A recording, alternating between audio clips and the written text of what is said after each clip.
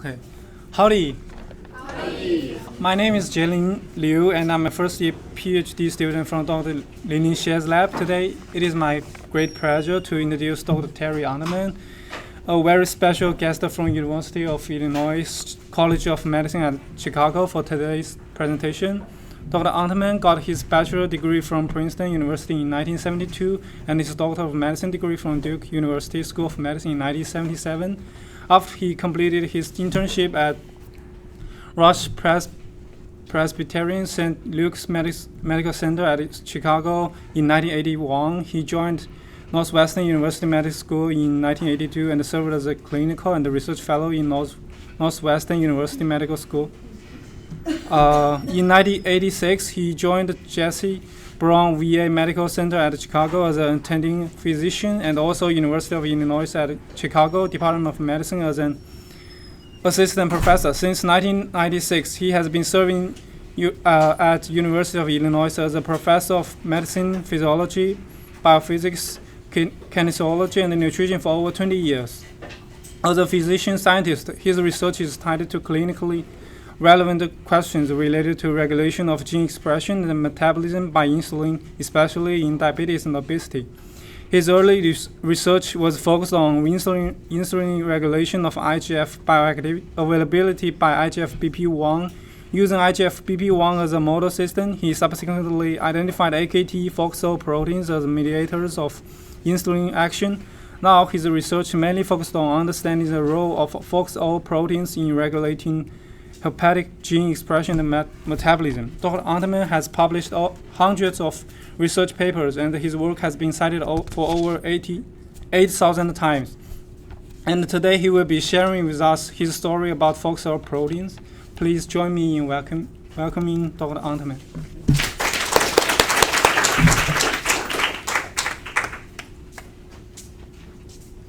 Howdy. Howdy. That was fun. So thank you for inviting me to come, and I'm delighted to be here. We already enjoyed a Texas steak, and I hope that I'll give you some food for thought. The title of the talk, Diabetes and Obesity, which is, as you know, a worldwide epidemic. Sugar and fat, modern times and ancient pathways, FoxO proteins inside out. So one of the things that I've gotten very interested in during the last few years is the relationship between lipid metabolism and glucose metabolism. And when you think about it, that really is the connection between obesity and diabetes. Excess lipid storage leading to inappropriately regulated glucose metabolism. So in a way, it's not a mystery that these two clinical conditions are so intimately related. And so this is a slide that, I think if you haven't already, you'll see these types of slides many, many times. But it's showing the expansion of obesity in America over this 20-year period of time, and the parallel expansion of diabetes in America over the same period of time. And I think as we begin to understand the biology and the biochemistry and the physiology linking lipid and carbohydrate metabolism, we appreciate that this isn't just a coincidence. It's really saying something very deep and basic about biochemistry and metabolism that is relevant for causing disease. So this is, hydrocarbon chains and, a 6-carbon carbohydrate, otherwise known as glucose. And, really what we're talking about is how are these things connected? How is this lipid biology and carbohydrate biology related? What are some of the mechanisms and pathways? And why are they important for us to understand? I really, I think, is Shaodong, who's, was training with me some years ago and did some of the work that I'll be telling you about. and has gone on to be a leader. It's a wonderful thing when your student becomes your teacher. And, I'm really delighted to be here with Shaodong and to see the wonderful group of researchers that he's working with and, see the great work that he's doing now. But, as he well knows, that I tend to think of things kind of holistically. This comes up from growing up in the 50s, or in the 60s, but, that I tend to think of integrative metabolism as being an integrated system. And as we go on, you'll understand more about what I mean. So that there is a balance between the metabolic adjustments that we go through in the catabolic state in fasting.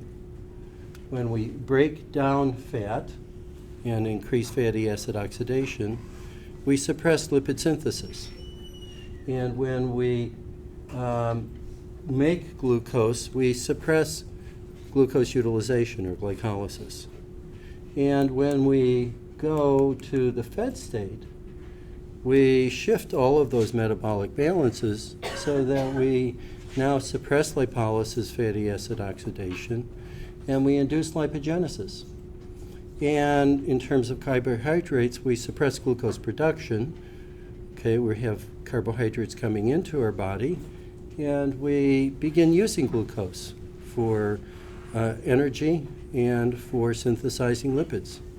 So one of the really interesting questions to me is, how does the body know to do all of these things in such a beautiful balance and in such an integrated way?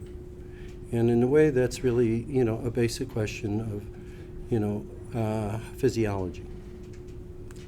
Now, in obesity and diabetes, essentially, my view is that we have a fasting physiology in the presence of plenty. So although we have plenty of nutrients available, we're no longer able to suppress lipolysis. So even though we're fed, we still have ongoing breakdown of fat that's inappropriate for our fed state. And we have inappropriate fatty acid oxidation that's inappropriate for our fed state. And we have ongoing, in the presence of diabetes, ongoing glucose production, which is really supposed to occur in fasting to provide fuel to the brain, but is inappropriate in the fed state. And glycolysis, glucose utilization, is suppressed. On the other side, what we haven't been able to do is activate the response to the fed state. So we have an impaired ability to suppress lipolysis, activate glycolysis, and suppress gluconeogenesis. So it's as if we're fasting, although we're overfed.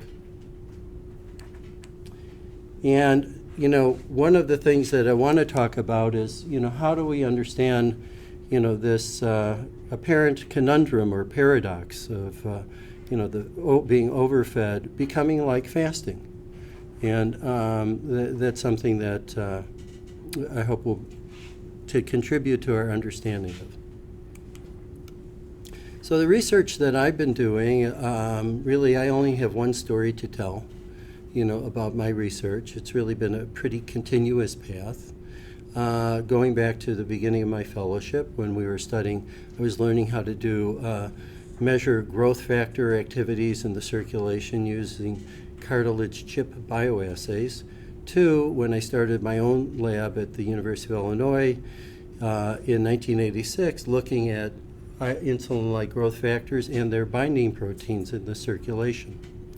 And what we were able to identify, what was at that time in the circulation of diabetic rats and in fasting rats, presence of a novel IGF binding protein that hadn't been previously recognized in these animal models.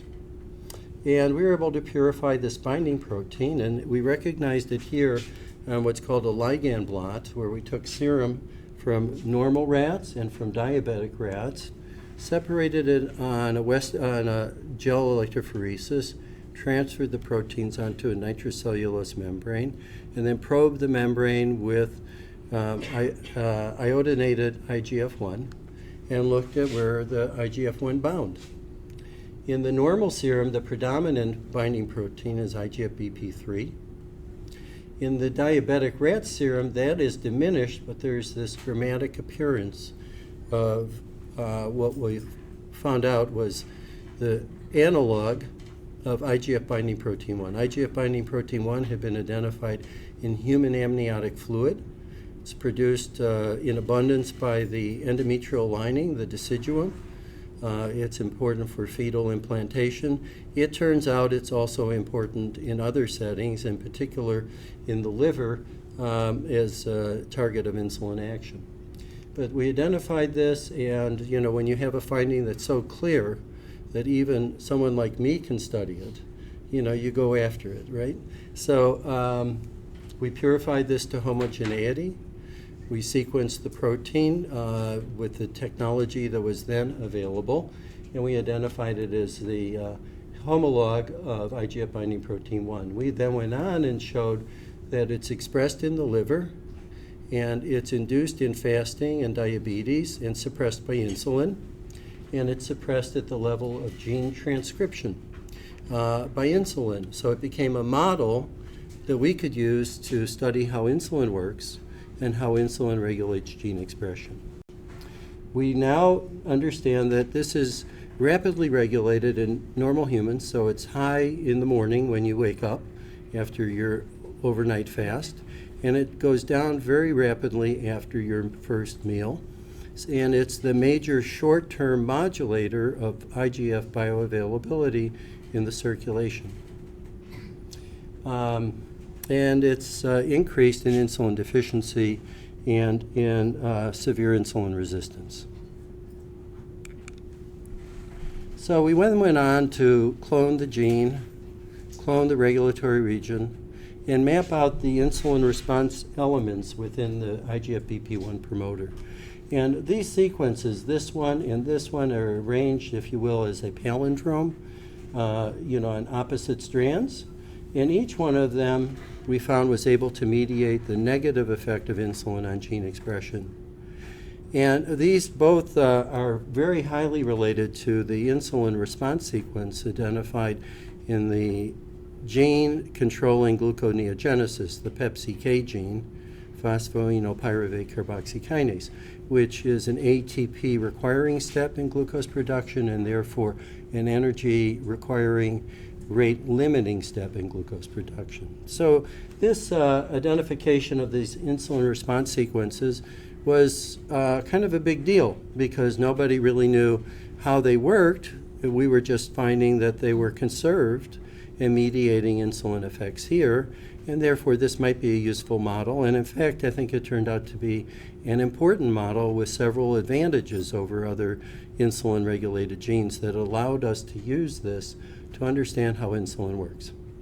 So we showed first that insulin was mediating its effects on IGF-BP1 gene expression through this signaling pathway, the PI3 kinase PKB or AKT pathway. And this was actually the first example of a sequence-specific effect of insulin being mediated through a specific signaling pathway, and identified the AKT pathway as a critical pathway for insulin action in gene regulation.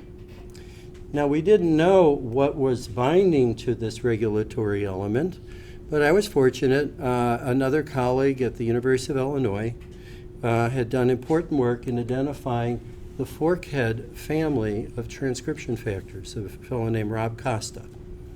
And he was able to predict that this region was a weak binding site for the members of the Forkhead transcription factor family that he was studying. So we proposed that Forkhead proteins might bind to this site and be targets of insulin action and stimulate IGF-BP1 gene expression, and that insulin might be able to suppress it.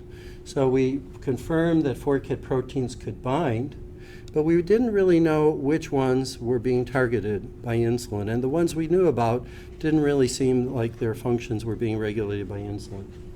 So this Forkhead family of transcription factors is a very large family of proteins. There's over 40 human Forkhead proteins identified.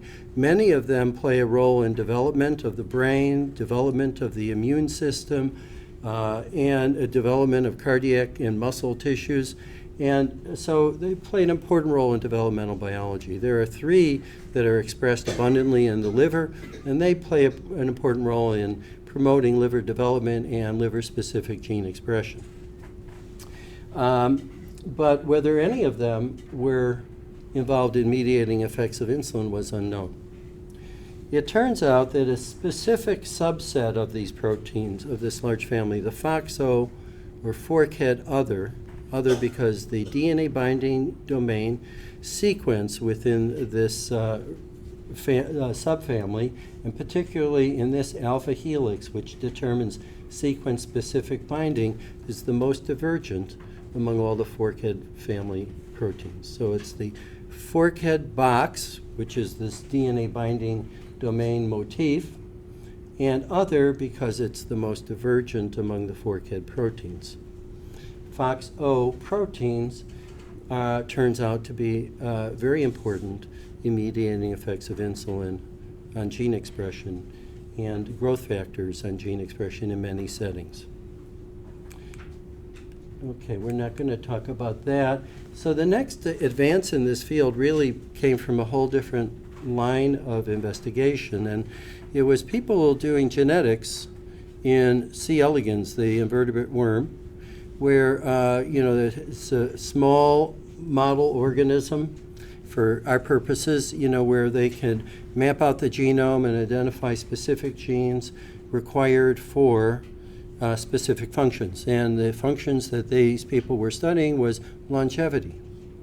And they identified specific genes which appeared to be very important for the ability of these mice to adapt to caloric restriction and expand their lifespan up to 2 or 3-fold. And it became apparent by when they were able to sequence the genome, the identification of specific genes involved in this phenotype became known, including, importantly, a member of this FoxO subfamily of Forkhead transcription factors, as well as members of the insulin or IGF-1 like receptor through PI3 kinase and AKT, upstream.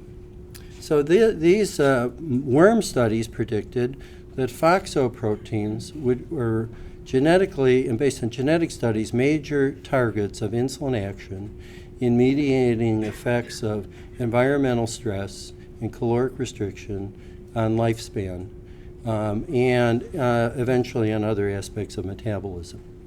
So my lab and several others then began to work on the question of whether FoxO proteins might play this role in the liver. And this really was when Shaodong joined the lab, and much of the work that the next few slides will tell you is work that he played a major role in and work that he accomplished at the time.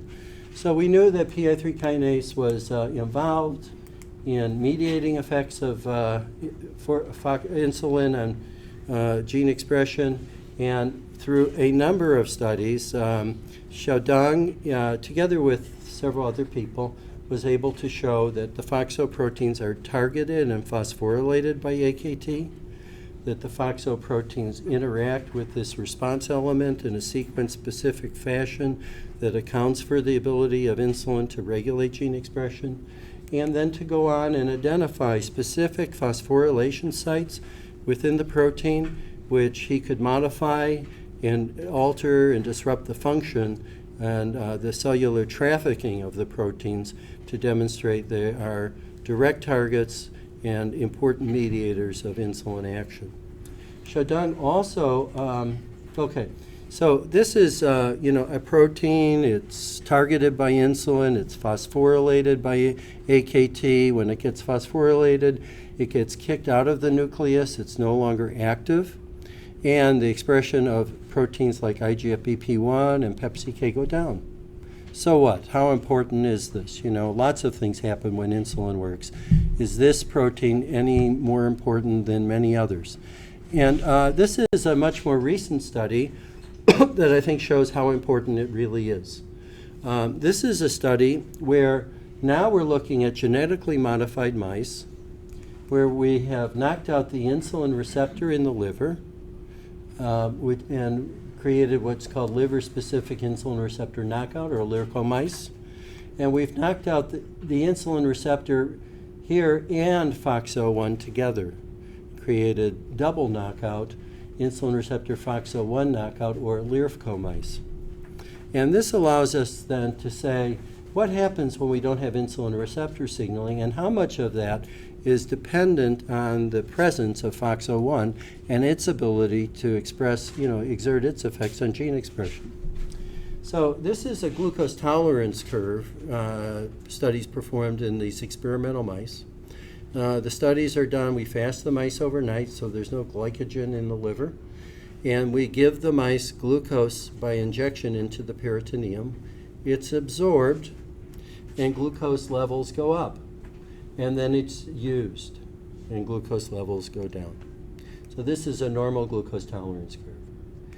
This is a glucose tolerance curve from a LIRKO mouse where there's no insulin receptor. Glucose goes up and it goes up higher. And it stays up, it doesn't come down. Why is this? My understanding at this point in time is that when you undergo a glucose tolerance curve, the most important effect that you're testing is not the ability to absorb glucose or even to use it in skeletal muscle, but the ability to turn off hepatic glucose production.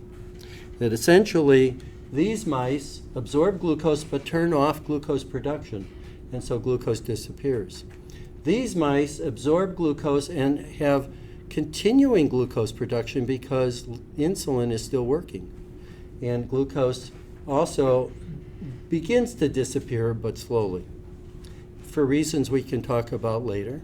I think in part because in addition to making glucose, the liver isn't using glucose, that glucokinase is suppressed. This is a mouse that has a double knockout now. The insulin receptor is gone and FoxO1 is gone. So they absorb glucose, but now, based on what I told you, I believe that these mice are normal and they can suppress hepatic glucose production. This is the results of insulin clamp studies done at Vanderbilt by David Wasserman's group, where insulin is infused and glucose with a glucose tracer is infused, and you're able to calculate glucose utilization. You're also able to calculate glucose appearance, the production of glucose, which predominantly occurs in the liver. And what you can see is that in a LIRKO mouse, the ability to suppress glucose is about 50%. In the double knockout mouse, it's more like what happens in wild-type mice, which were not studied in this experiment for reasons we can discuss, but hepatic glucose is completely suppressed. So one thing that comes out of this data is that the ability of insulin to maintain normal glucose tolerance as a measure of glucose homeostasis is dependent upon two things: the ability of insulin to have its effects on the liver, where glucose is made, and two, the ability to suppress or disrupt the function of FoxO1. Okay, the FoxO1, it plays a very central, critical role in determining glucose tolerance, in the setting of hepatic insulin resistance. Now, another thing that comes out of this is that in the absence of FoxO1, you're able to restore glucose homeostasis even though there's no signaling of insulin in the liver. How does that happen?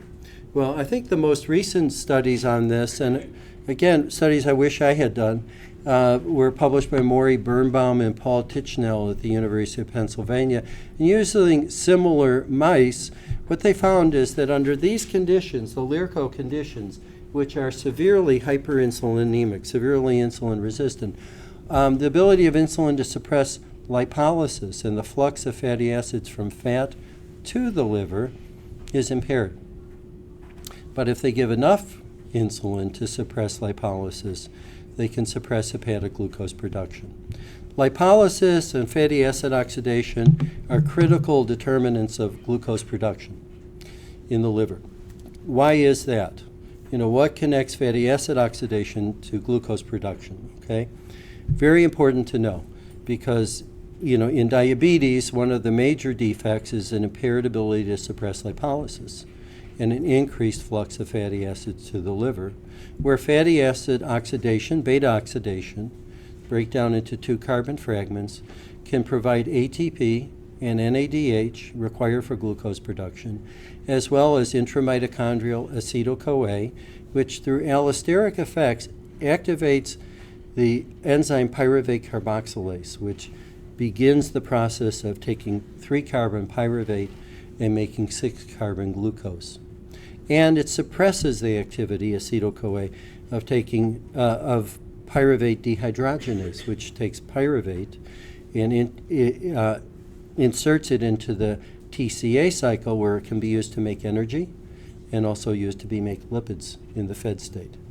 So ATP, NADH, and acetyl-CoA production from fatty acid beta oxidation is critical and is a driving force for driving glucose production in the liver. And the ability to suppress lipolysis is impaired here and restored here. And I think that this link between the liver and fat actually is something that's very important to understand and study. I think we haven't begun to look at it. I think Morris White, I know, is interested in looking at it. We have some thoughts that a colleague of mine is beginning to look at, maybe growth hormone is involved and so on. But that's a very important connection, is how does insulin resistance in the liver affect fat and lipolysis? Another interesting connection that we find is in the LIRKO mice, they have massive levels of hyperinsulinemia. Insulin levels are very high. Beta cell proliferation is increased. And when we knock out FoxO1, we reverse that. So the liver is not only talking to fat, or high insulin resistance is not only talking to fat, it's also talking to the beta cells. And I suspect this kind of, and it's, I think that this kind of crosstalk between insulin resistance in one tissue and how it impacts insulin sensing and function in other tissues is critical, now for understanding, this complex system that maintains our homeostasis and is part of what goes wrong as we develop obesity and diabetes. Okay, so homeostasis, by the way, the word comes from which great physiologist? By the name of Claude Bernard. You guys familiar with Claude Bernard? He maybe invented physiology, in the 1800s, and established this concept of the milieu intérieur. We maintain a constant environment within our bodies, right? And he also discovered something I didn't learn until just recently. They provided the first evidence for an internally secreted compound that functions within the circulation between organs. And this set the stage for understanding what endocrinology is. But the first secreted compound that is communicated between organs he identified was glucose. He showed for the first time that glucose, that the liver makes glucose, and that the liver makes glucose from glycogen. And it wasn't known until then, and it really was a major contribution that we're still studying. How is hepatic glucose regulated? And why are we still studying it? I think it's even more clear that it's critical because of this physiology. That if you can't suppress hepatic glucose production, you're going to be glucose intolerant, which puts you at risk for cardiovascular disease to begin with, and eventually, as you lose insulin secretion capacity, results in full-blown diabetes. So we need to know more. So this is another study where Shaodong played a critical part in creating transgenic mice that express a constitutively active form of FoxO1, where all of the phosphorylation sites that I showed you before have been disrupted by replacing serine or threonine amino acids with another neutral amino acid that can't be phosphorylated, alanine.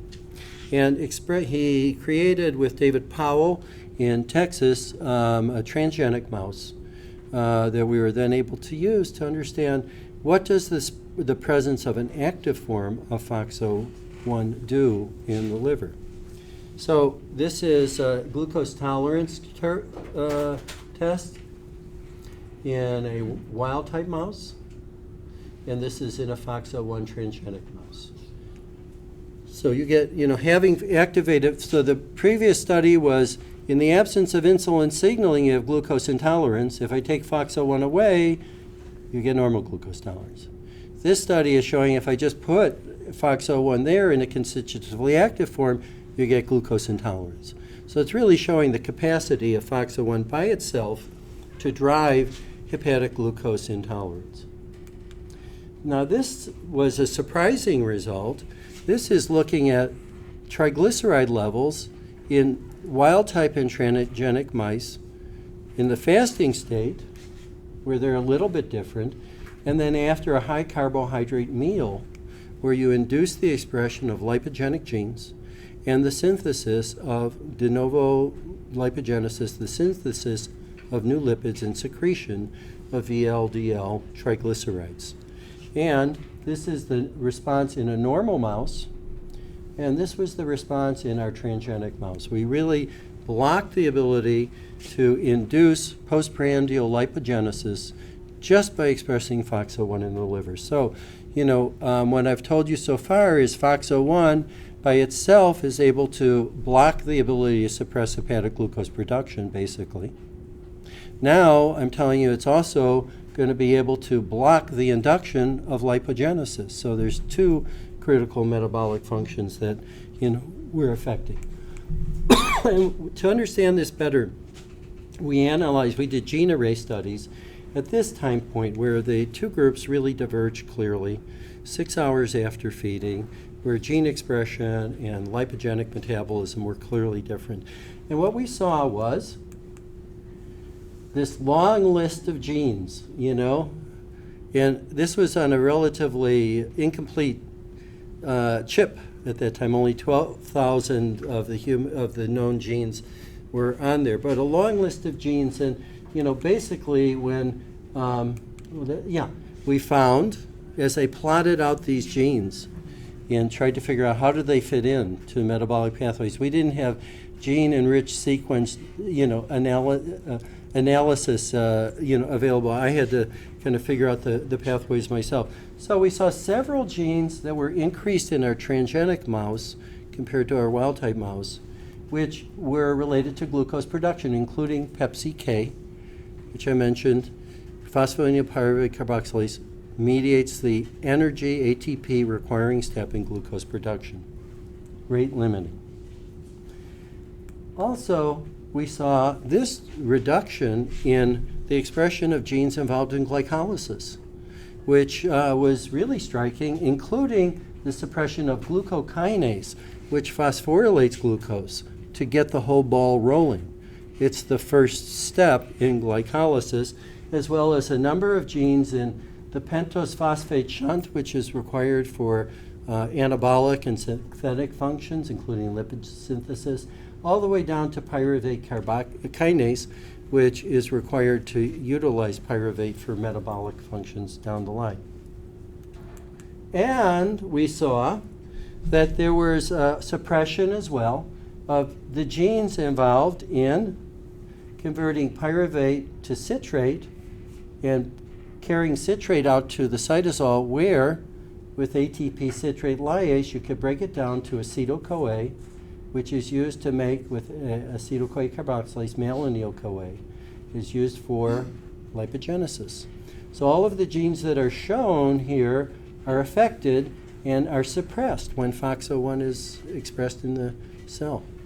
You know, it's promoting glucose production, it's suppressing glycolysis, it's suppressing lipogenesis, and it's also suppressing cholesterol synthetic pathways.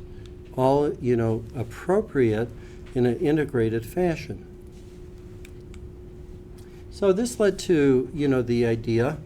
We also saw effects on amino acid catabolic genes, so that in the fasting state, FoxO proteins are promoting glucose production, promoting protein catabolism, actually in skeletal muscle, and amino acid catabolism in the liver, and suppressing glycolysis, phosphate shunt pathway, and lipogenesis. And then when it's inactivated by insulin, these things are reversed. This is important for the ability of insulin to suppress glucose production and protein catabolism and induce glycolysis, glucose utilization, and lipogenesis. But again, so now we have FoxOs being involved in all of these beautifully integrated fashions. How can one protein do this, you know, in such a highly integrated way? Is it just, it happens to be lucky? You know, it's happening here, it's happening there, it's just you know, or are there other explanations, you know, for the account for FoxOs integrating these diverse metabolic functions in such a highly integrated way, okay? And that's actually what I want to talk about. What about fatty acid oxidation? Okay, that's not up here, and this leads into where we're going. So one of the genes on this array was, you can see it, right? Okay, we'll make it a little easier for you. GOS2, or G0G1 switch gene 2. It's a cell cycle gene. What the heck's it doing here? It also was on an array with FoxO1 in skeletal muscle. What's it doing here? It's way suppressed.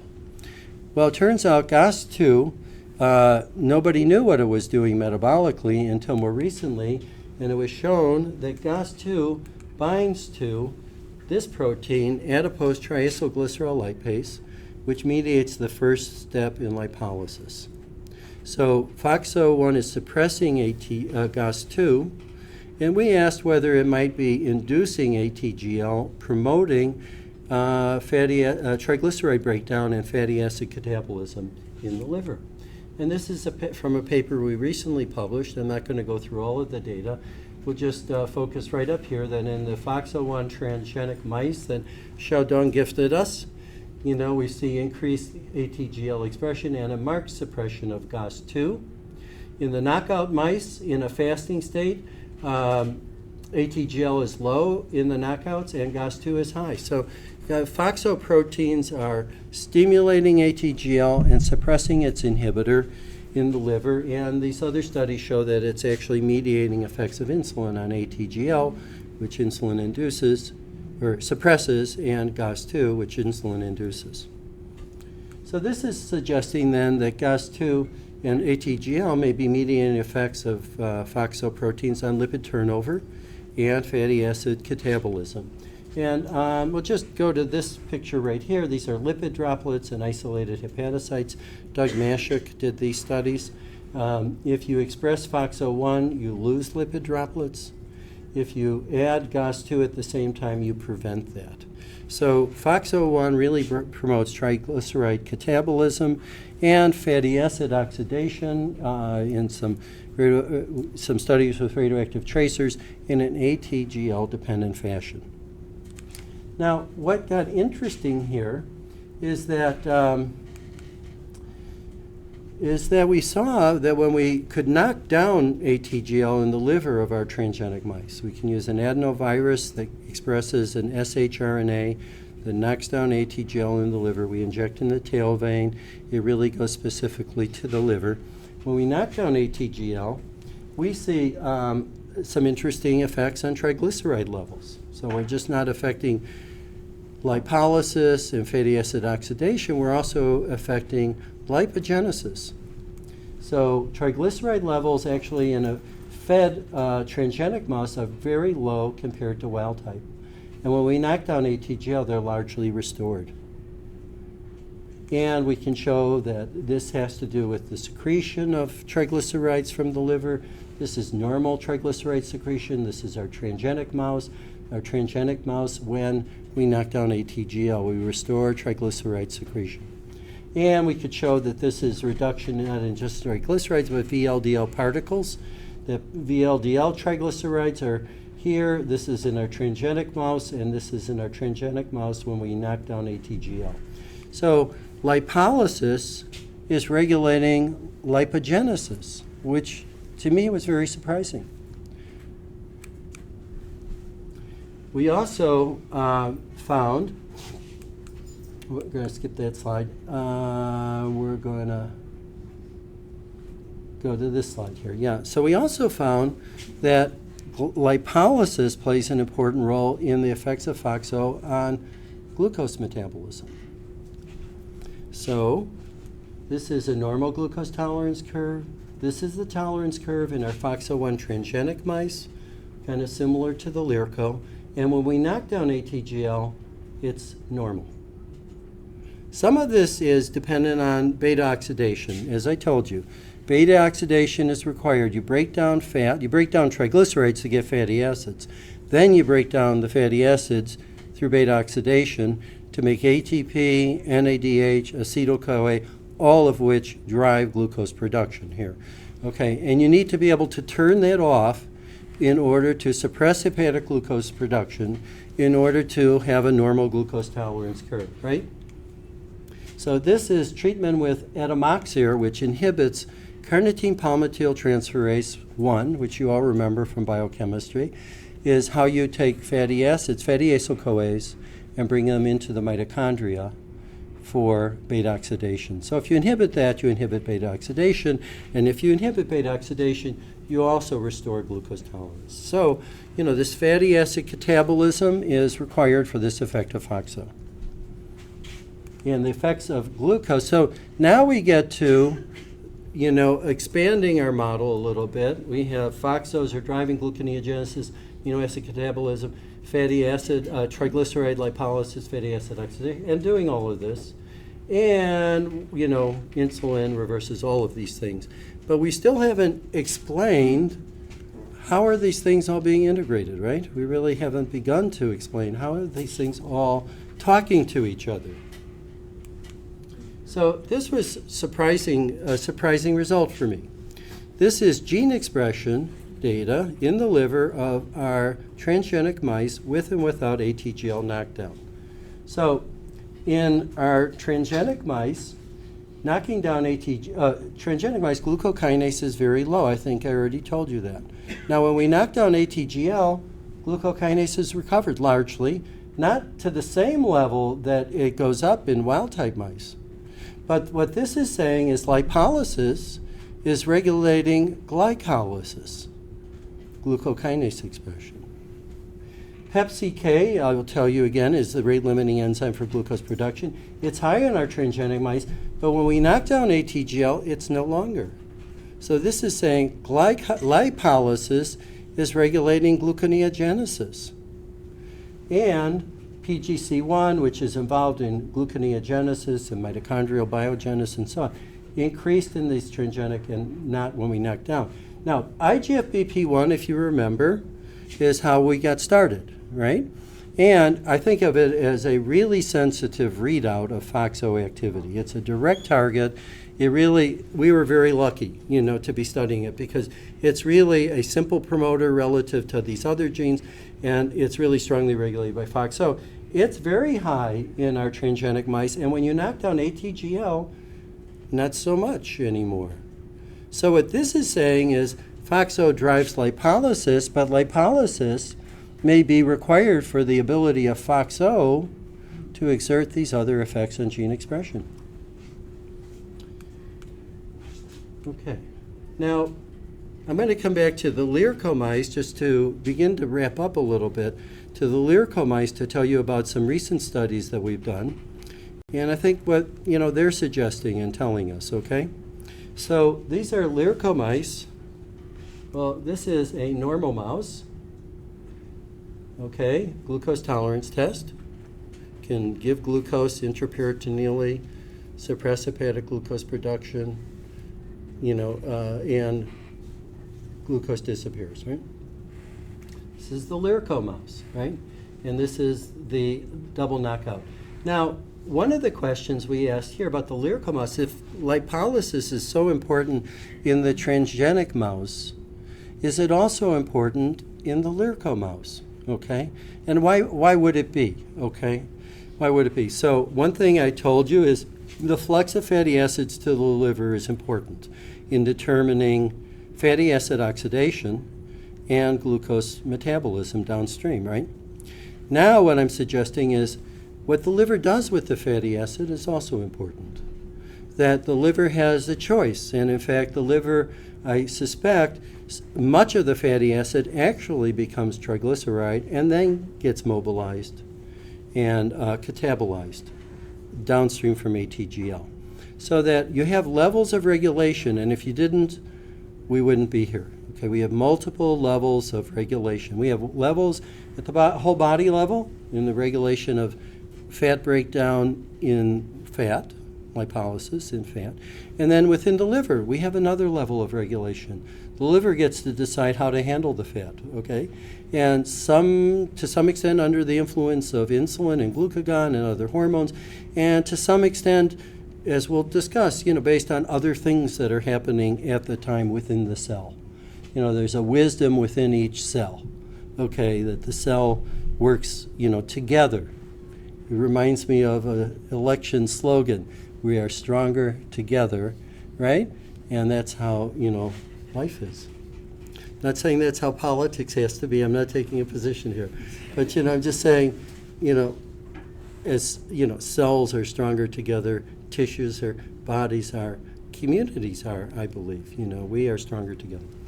Okay, so I better switch gears. Now, so this is okay, so the first question is ATGL high in the LIRKO if lipolysis is promoting the glucose intolerance here, similar to the transgenic mouse? Is GOS2 low in the LIRKO, and are they being regulated by FoxO? So here we're saying the RNA for ATGL is high, the protein for ATGL is high in the LIRKO compared to the Flox mouse, and not in the double knockouts. So yes. GOS2 is low in the LIRKO, at the mRNA and the protein level, and knocking out FoxO1 helps to reverse that. So this says that, we expect ATGL is expressed, we expect ATGL is active, its inhibitor is suppressed, we expect that it's going to have increased lipolysis and maybe contributing to glucose intolerance in the LIRKO mouse. So let's see if we can show that. So we have other experiments I'm not going to show you just because of time. But this is now, more recent information where we have LIRKO mice, we have Flox mice, LIRKO mice where we've knocked down ATGL with adenovirus, and LIRKO mice where we've recovered the expression of glucokinase, okay, with an adeno-associated virus. So this is the normal glucose tolerance curve. This is the LIRKO glucose tolerance curve. From the point of view of ATGL, this is the ATGL knockdown. So we don't completely restore glucose tolerance like knocking out FoxO1, but we clearly improve glucose tolerance, right?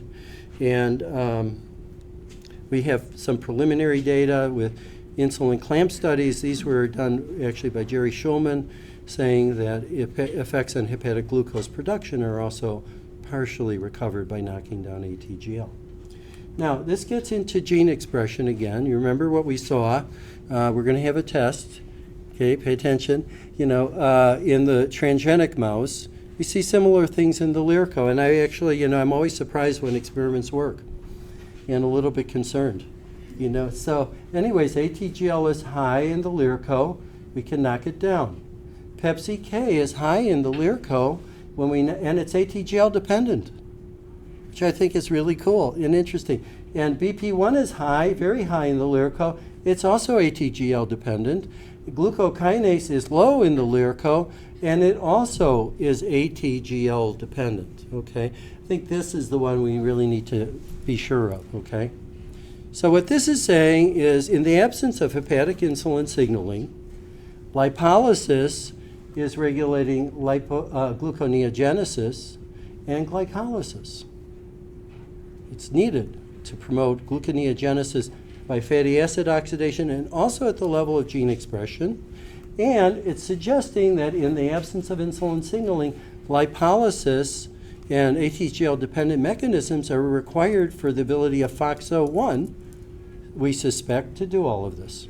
Okay? Now let's look at the effects of glucokinase when we rescue it. You know, what happens to gene expression? So, again, glucokinase is low in the LIRKO mouse, and we can rescue its expression, and we can rescue the protein.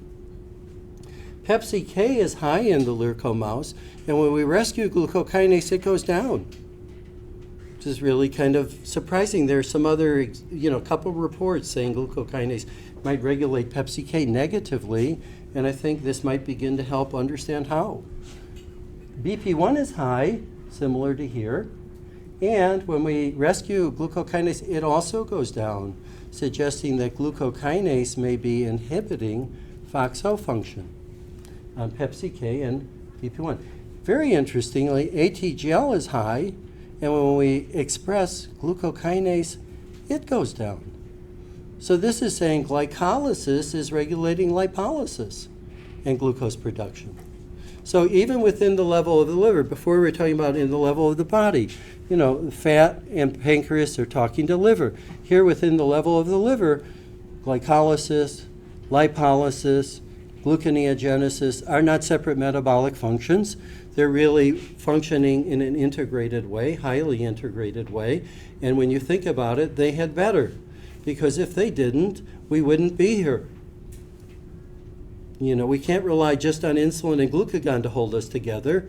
There has to be deeper wisdom in the body to be sure that at every level things are functioning in an integrated way so that we can, have an intact organic system going on. So, what does this suggest to me? I thought, to bring this back to a more philosophical level, right?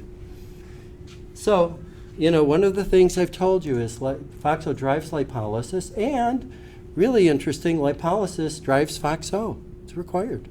I believe that. And FoxO suppresses, glycolysis, and in fact, by lipolysis driving FoxO, that allows it to suppress glycolysis. So in the fasting state, when you're lipolytic, that helps you to suppress glycolytic metabolism. Now, FoxO suppresses glycolysis, and glycolysis suppresses FoxO. That's what I showed you. When I rescued glucokinase, I suppressed BP1 and PepsiK. That's my theory. And glycolysis, by suppressing FoxO, also suppresses ATGL, which is the first step in lipolysis. So in the fed state, among other things, we're suppressing FoxO function and lipolytic fatty acid catabolism. We're going to be storing more fat, burning less. There are other ways this happens through affecting malonyl-CoA levels, for example. Glycolysis will drive lipogenesis in malonyl-CoA and happen at that level, but this is happening at the level of transcription. Okay, so I'm going to make it a little bit more complex, okay? This is a little more complex. It's not that, okay, but there's going to be a test, okay? So this is another thing that, started out as a doodle, okay, and then became interesting. So let's put it back to gluconeogenesis because, that's what we're paid to study, okay, glucose metabolism. And what I'm really interested in understanding is glucose regulation in the liver, right? How do we regulate hepatic glucose production, right? So FoxO drives gluconeogenic genes. It also drives lipolysis, which is required for gluconeogenesis through several mechanisms, in part because that drives FoxO, so you have both genes and metabolites to promote glucose production. FoxO, and that allows you to suppress glycolysis, right? So you're not using glucose anymore, right? Because you don't, have glucose to use, and you're not using it for functions like lipogenesis, which would be wasteful. high energy consumption, right? You're suppressing glycolysis. You're not using glucose. That means you can produce glucose. You can secrete glucose. So you're no longer inhibiting gluconeogenesis, right? So FoxO, by promoting lipolysis and suppressing glycolysis, it's promoting gluconeogenesis. Okay. And then conversely, when FoxO is suppressed in the fed state, the reverse happens. I won't go through, but I think what you can begin to see is how these effects, which I told you here, right, translates into this, where it helps us to account for the full mechanisms by which FoxO directly and indirectly is affecting glucose production, as well as lipid synthesis in the liver. Okay? So this is how we used to think about, how hormones work and how genes are regulated. Kind of A happens, then B happens, then C happens, then G happens, right? And so this is Rube Goldberg. He was a famous cartoonist who used to devise these wacky kind of mechanisms or machines, inventions, to do things. So, the guy does, twists something here, and this ball rolls down here, and it goes there, and it makes the bird jump, and the bird jumps, and this falls down, and he gets toothpaste on his toothbrush, And so, all very simple, but the problem is this could break down at any step of the way. It doesn't have to work, and the likelihood of it working is like, really narrow margin for error, right? So that's one way of thinking of things. This is metabolism, right? And metabolism isn't like that, right? It's not one thing. It's lots of things happening. And what I'm saying is lots of things happening in an integrated fashion with lots of things talking to each other, through multiple mechanisms, so that we function in a integrated, fashion, and we regulate, okay? Catabolic functions, right, and anabolic functions, not in just fortuitously, lucky way that things are going up and down in coordination with each other, but, in a much deeper fashion where things are really talking to each other and integrating with each other. And I would suggest, that the FoxO proteins, play a very central or critical role. I'm sure there are many others, nodes by which these metabolic pathways and systems interact and talk to each other. And that the FoxO proteins, I think what I'm understanding is it's not just a matter of insulin, PI3 kinase, AKT, FoxO. It's, FoxO affecting metabolic functions affecting FoxO. So we can really understand how they work and what they do by seeing them in a larger context of integrative metabolism. Thank you for your attention. I'm only limit to one question. Sorry, we're running out of time. Okay. One question. That was fabulous. Thank you. Really helped us to think about the biology as a whole. I was just wondering, those mouse models, like going back to general phenotypes or energy glucose homeostasis, what is the insulin glucagon or the body composition? In the LIRKO mice, are pretty well characterized. I mean, I think I like the transgenic mouse better myself. I think it's a much more gentle model. The LIRKO mice, they actually have increased body fat, we're finding. Reduced skeletal mass, normal body weight, but increased body fat. And they have beta cell proliferation that's dramatic. And glucagon levels are reported to be normal. Insulin levels are, many times elevated, especially after eating. So in a glucose stimulated state. Yeah. Thank you. So due to time, so we'll stop Okay, here. thank Let's you. just thank Dr. Unterman for a Okay. great talk. Thank you. Thank you. All right, thank you very much. Oops. Yeah, okay. I'm gonna get out of your way.